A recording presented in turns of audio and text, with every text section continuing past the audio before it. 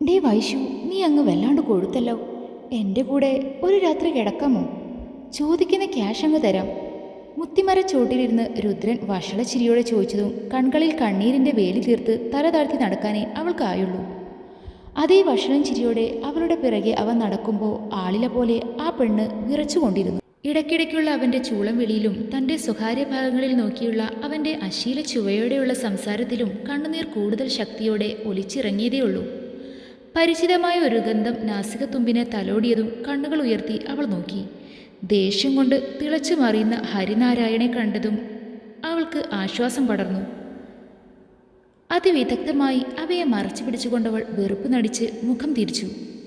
അവളെ ചേർത്തി പിടിച്ച് രുദ്രൻ്റെ മുന്നിൽ പോയി നിന്നു അവൻ. ഈ ഒരു വട്ടം നിന്നോട് ഞാൻ ക്ഷമിക്കുകയാണ്. ഇനി ഒരിക്കൽ കൂടി നിന്റെ പുഴുത്ത നാവ് ഇവൾക്ക് നേരെ ചലിച്ച കൊല്ലും ഈ ഹരി. വൈശാലി പാറക്കൽ തറവാട്ടിലെ ഹരിനാരായണൻ്റെ പെണ്ണാണ്. കേൾക്കാൻ കൊതിച്ച വാക്കുകൾ അതിൻ്റെ ഉടമസ്ഥയിൽ നിന്നും കേട്ടിട്ടും വൈശാലിക്ക് സന്തോഷിക്കാൻ ആയില്ല. പേമാരി കണക്കെ അവളുടെ ഉള്ളിൽ സങ്കടങ്ങൾ പെയ്തുകൊണ്ടിരുന്നു. അപ്പോഴത്തെ ഉൾപ്രേരണയിൽ അവളെ പിടിച്ച കൈകൾ തട്ടിമാറ്റിക്കൊണ്ട് ദേഷ്യത്തോടെ അവന് നേരെ വിരൽ ചൂണ്ടി. അനാവശ്യം പറഞ്ഞാലുണ്ടല്ലോ, കാശുള്ള വീട്ടിലാണെന്ന് കരുതി എന്തും പറയാമെന്നാണോ? തന്നെപ്പോലെ ഒരു തെമ്മാടിയുടെ കൂടി ജീവിക്കേണ്ട ഗതികേടൊന്നും വൈശാലിക്കില്ല. പൈസ ഇല്ലെന്നേ ഉള്ളൂ, അഭിമാനത്തിന് ഒരു കുറവുമില്ല എനിക്ക്. ധാവണിയുടെ ഉള്ളിലൂടെ നഗ്നമായ വയറിൽ കയ്യമർത്തിക്കൊണ്ടവൻ അവളെ നെഞ്ചോടടുപ്പിച്ചു.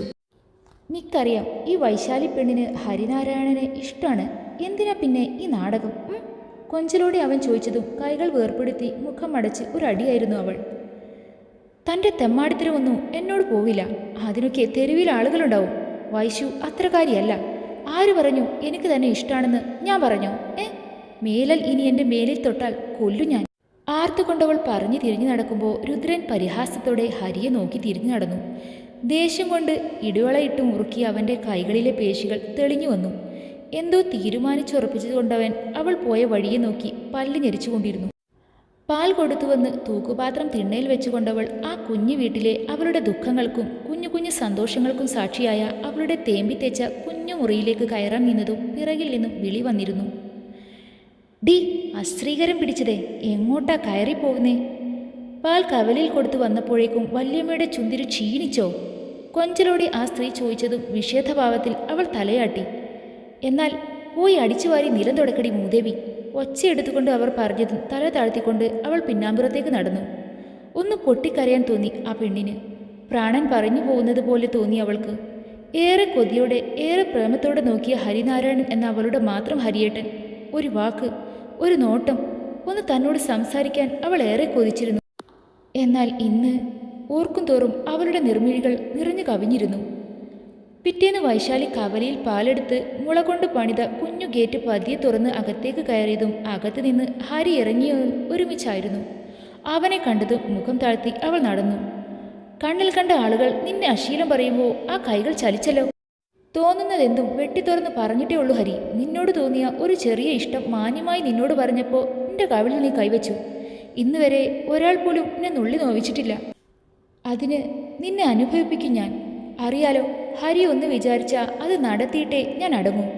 കൊല്ലാനുള്ള ദേഷ്യത്തിൽ തൻ്റെ അടുത്തെത്തിയതും ഹരി പറഞ്ഞതും ആ പെണ്ണ് ഭയന്നിരുന്നു. ആ നീർമിഴികളിൽ വീണ്ടും കണ്ണീർ ഉരുണ്ടുകൂടി. ദയനീയതയോടെ അവൻ പോകുന്നത് നോക്കി അകത്തേക്ക് ചെന്നതും മുഖമടച്ച് ഒരടിയായിരുന്നു. മുഖമുയർത്തി ആരാണെന്ന് നോക്കിയതും അക്ഷരാർത്ഥത്തിൽ അവൾ ഞെട്ടിയിരുന്നു. ചാരു.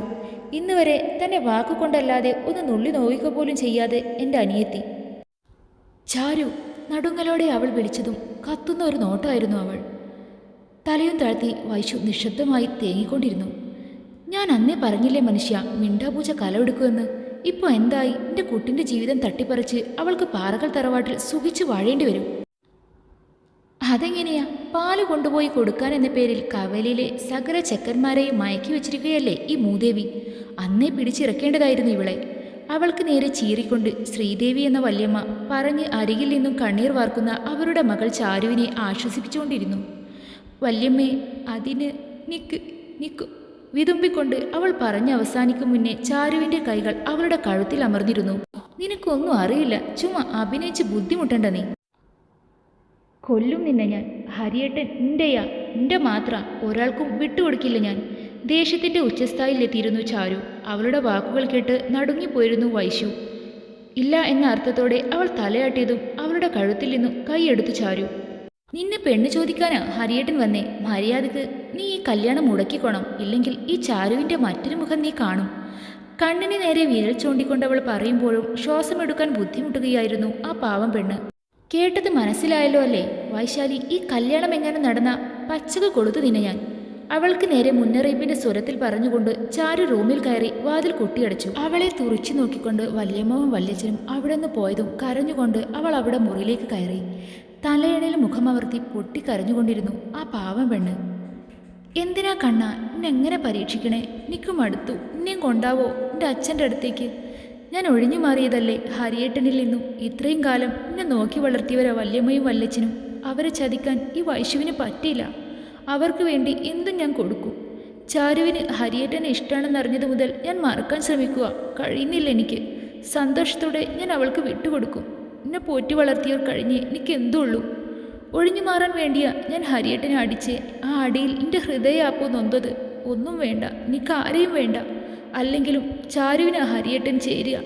ഈ അനാഥ പെണ്ണ് ഹരിയേട്ടൻ്റെ ജീവിതത്തിൽ ചെന്നാൽ നശിച്ചു പോവത്തേ ഉള്ളൂ ആ ജീവിതം. എനിക്കറിയാം ഇനി എന്താ വേണ്ടതെന്ന്. നേരമൊന്ന് വെളുത്തോട്ടെ. കണ്ണുകൾ അമർത്തി തുടിച്ചു കൊണ്ടവൾ എഴുന്നേറ്റ് പുറംപണികളെല്ലാം തീർത്ത് ഉച്ചയ്ക്കുള്ള ഭക്ഷണവും തയ്യാറാക്കി. ഉച്ചഭക്ഷണം കഴിക്കാനാണ് എല്ലാവരും മുറിയിൽ നിന്നും വെളിയിൽ ഇറങ്ങിയത്.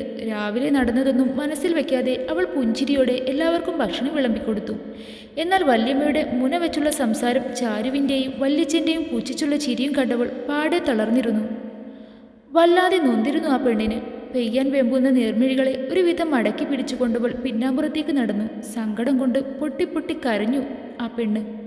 മതി നിന്റെ കള്ളക്കണ്ണീർ. പോയി പാത്രം കഴുക്, പയ്യന് പുല്ലിട്ട് കൊടുക്ക്. ഒച്ചയിട്ടുകൊണ്ട് വല്യമ്മ പറഞ്ഞതും മിണ്ടാതെ അവൾ പാത്രങ്ങൾ കഴുകി മറ്റു പണികളിൽ ഏർപ്പെട്ടു. പിറ്റേന്ന് രാവിലെ പാലൊടുക്കാൻ കവലയിലേക്ക് ചെല്ലുമ്പോൾ പാടവരമ്പത്ത് ഒരു സിഗരറ്റ് വലിച്ച് ഹരി നിൽക്കുന്നുണ്ടായിരുന്നു. അവളെ കണ്ടതും പുച്ഛിച്ച് ചിരിച്ചുകൊണ്ടവൻ അവൾക്കരികിലേക്ക് ചെന്ന് പുക അവളുടെ മുഖത്തേക്ക് ഊതി. അറപ്പോടെ അവൾ മുഖം തിരിച്ചതും അവൻ പരിഹാസത്തോടെ ഒന്ന് ചിരിച്ചു. ഇപ്പോൾ തന്നെ വൈശാലി മുഖം തിരിച്ചാലോ? കെട്ടിക്കഴിഞ്ഞാൽ എന്തൊക്കെ അനുഭവിക്കാനുള്ളതാ? അതിന് തന്നെ ഞാൻ കെട്ടിയാലല്ലേ? കെട്ടാതെ പിന്നെ ഈ ലോകത്തിലെ ഏത് കോണിൽ പോയി നീ ഒളിച്ചാലും ഹരി നിന്റെ കഴുത്തിൽ താലി ചാർത്തിയിരിക്കും. ആ മഞ്ഞച്ചരടിനു വേണ്ടി തല കുമ്പിടുന്നതിനും ഭേദം ഒരു മുഴം കയറിൽ എൻ്റെ ജീവൻ അങ്ങനെ അവസാനിപ്പിക്കുന്നതാ. വീറോടെ അവൾ പറഞ്ഞതും അവൻ്റെ വെളുത്ത മുഖം ദേഷ്യം കൊണ്ട് ചുവന്നിരുന്നു. വൈശുവിൻ്റെ കവിളിൽ ശക്തിയായി കുത്തിപ്പിടിച്ചുകൊണ്ടവൻ അവളുടെ അടുത്തേക്ക് മുഖം കൊണ്ടുപോയി. നിന്നെ ഞാൻ കെട്ടിയിരിക്കും ഒരു മരണത്തിനും നിന്റെ കയ്യിൽ നിന്നും നിന്നെ രക്ഷിക്കാനാവില്ല. വെല്ലുവിളിയാണോ? എങ്കിൽ കേട്ടോ, എൻ്റെ കഴുത്തിൽ നിങ്ങളെ താലി വീഴാൻ ഞാൻ സമ്മതിക്കില്ല. ഇത് എൻ്റെ ഒരു വാശിയാ. വേദന കൊണ്ട് കണ്ണു നിറഞ്ഞൊഴുകുമ്പോഴും അവൾ അവനെ നോക്കി പേടിപ്പിച്ചുകൊണ്ട് പറഞ്ഞു, നിന്നെ ഞാൻ. കാലി തുള്ളിക്കൊണ്ട് അവൻ അവളെയും വലിച്ചുകൊണ്ട് നടന്നു. കയ്യിലുണ്ടായിരുന്ന പാൽപാത്രം നിലത്ത് വീണ് 4 പാടും ചിന്നിയൊഴുകി. അവളെയും വലിച്ച് അവൻ ചെന്നത് കോവിലേക്കായിരുന്നു. ഇവിടെ എന്തിനാ എന്നറിയാതെ പകച്ചു നോക്കുകയായിരുന്നു വൈശു.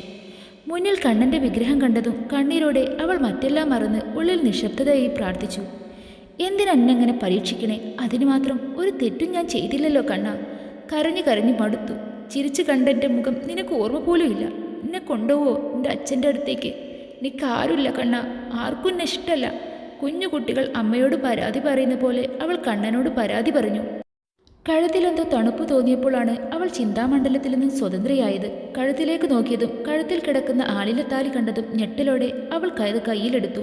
ഇമ ചിമ്മാതെ അതിലേക്ക് നോക്കുമ്പോൾ നെറ്റിയിൽ ഒരു കരസ്പർശം ഏറ്റതും കുളിരുകൊണ്ട് അവളുടെ കണ്ണുകൾ താനെ കൂമ്പിയടഞ്ഞു.